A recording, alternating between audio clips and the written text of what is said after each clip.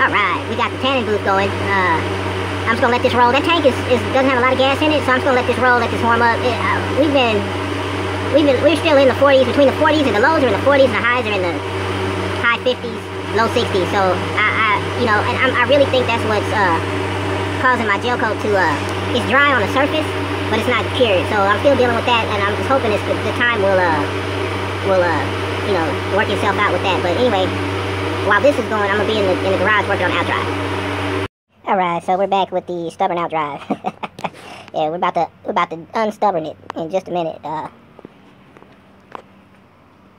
was on the iBoat forums. Rick, man, he's been such a big help, just huge help.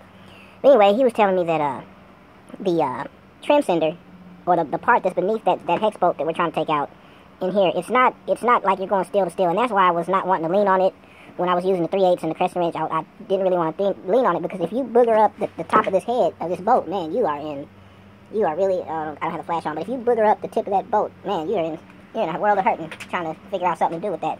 You're either going to have to tap and dye it out, or somehow, I don't know what you do. But anyway, so Rick was saying that it's okay to kind of lean on it, because the other side of that boat, whatever that bolt is screwed into, is either, I think it was zinc or aluminum. So what I went and did is, I had like some eyeballs, but I went and just got me a nice set, and I got this. It was a lifetime warranty, that's why I got it. But anyway, this, if you look at this, has like I forgot what this point is called, but if you would imagine that this is what your screw is screwed into, okay, you see only a little bit of that is getting a bite onto your boat, onto your hex bolt. Whereas if you use this style of Allen or hex, you see how much more bite you got? See, this one is like more for like if you're coming in at an angle and you don't want to strip it out, but we're going straight up and down, so I'm going to stick this off in there. And then Rick was saying get an open end, put it on the other side for leverage, and do it like that. Because I was coming down way, I would imagine I would have got way more leverage with the way Rick was saying to doing it than the way I was doing it originally. So anyway, I'm going to bust open this pack. I sprayed it again when I got here, and we finna de-stubbornize this hex boat. Just a little quick comparison before I work on it. This is the 3/8 T-hex, and I just wanted to show you. Remember we were talking about the bite.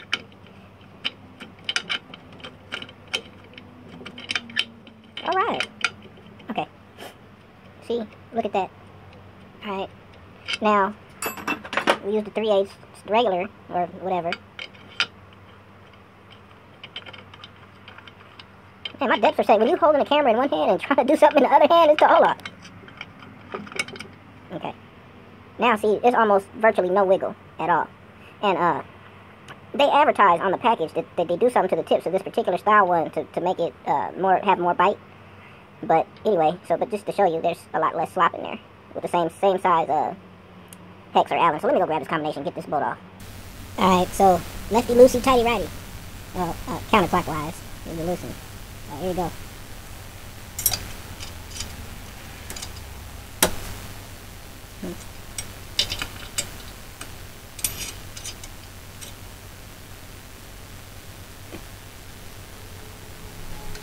Yeah.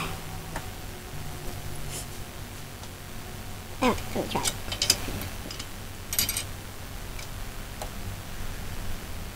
Oh, Lord.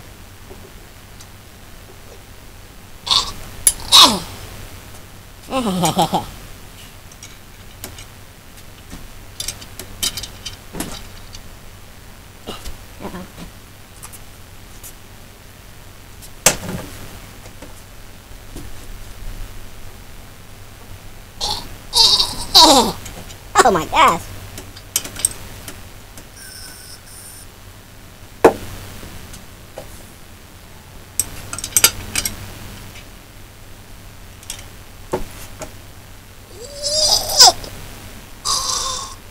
Oh shit.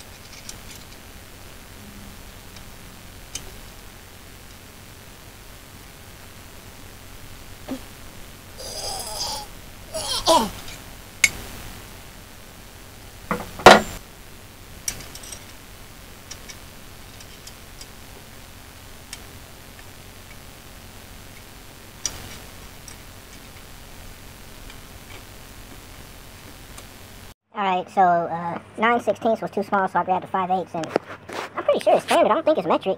5/8 is pretty snug, so I'm gonna go grab a driver and get them two bolts off. Or I'm sorry, them two nuts off.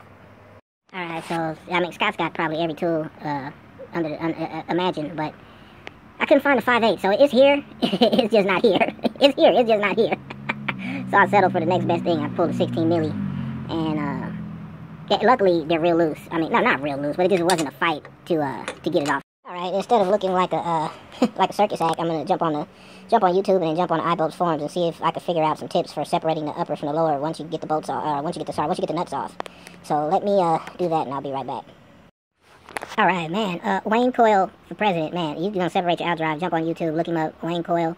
Man, there was a bolt down. I missed it in the manual, but right there, I think it's a 5/16 hex. I missed it, and man, and then Wayne was saying that you got to just watch it. Just watch this video. Trust me, man. You have your outdrive apart, and I'd be done by now if I would have watched this video from the beginning instead of fooling around. But no, but all you got to do now is once you get all the nuts off, you got these two left, and as you loosen these nuts, it's gonna separate your upper from your lower, and then you can stick a screwdriver in there and pop it off. But yeah, Wayne Coyle, if you're separating your upper from your lower, man, check out his videos. It's direct and to the point.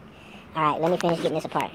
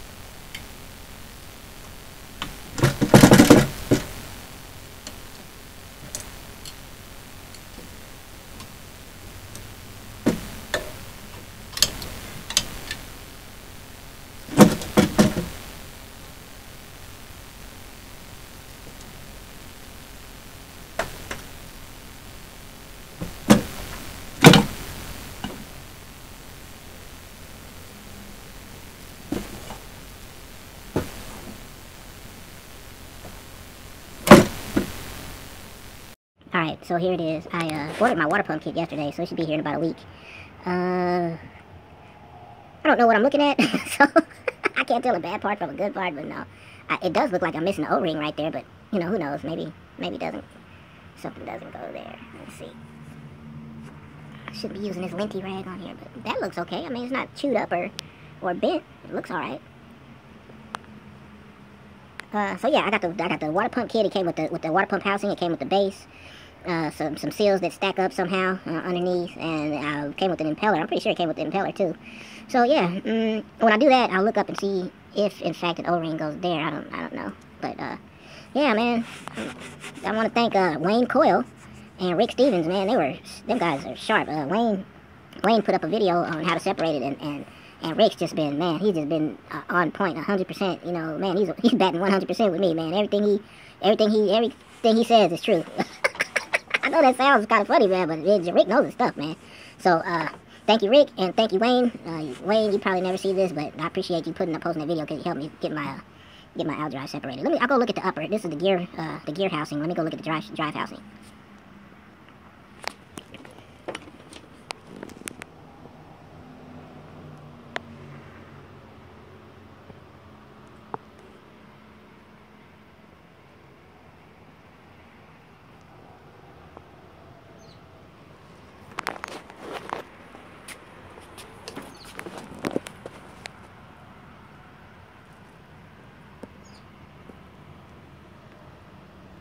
I'm going to have to get in there and clean all that up. I'll start off with maybe some Scotch-Brite and take it from there. See what it takes to get all that corrosion off of there. But yeah, now you kind of see, you know, when you're looking in the manual and then you hear people talking about gears and water pumps, and once you take it apart, you kind of get an idea of what's, you know, what's actually going on. Alright, so I've been testing my steering. Well, more specifically, I've been trying to test my swivel shaft, and I moved my steering lever, there's no slop. I moved the gimbal ring, and there's no slop. It seems pretty solid, and the only reason I would have took the shaft out anyway, or the only reason I was thinking about taking the swivel shaft out is so that I could separate everything and do a good job painting. But because there's nothing wrong with my swivel shaft, I don't want to open up a can of worms. I'll just, you know, paint it as good as I can. I am gonna do the bellows. I got a bellows kit coming, so when I have the bell housing off, I'll be able to get in there and sand, and, you know, it probably won't be as good as the job if it was all separated, but it'll be good, you know, good enough.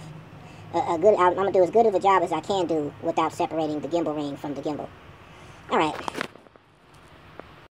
Oh, one more thing too. You guys might think that there's flakes, metal flakes. It looks like in some of the pictures I was taking, I noticed it looked like there was metal flakes, but it's actually just lint falling off of this towel. I shouldn't be using it. I should have used one of them red shop rags to wipe stuff, but I started off wiping it with that white towel, and it made it kind of look like metal shavings, but it's not. It's just actually lint from that towel, so just wanted to let you guys know.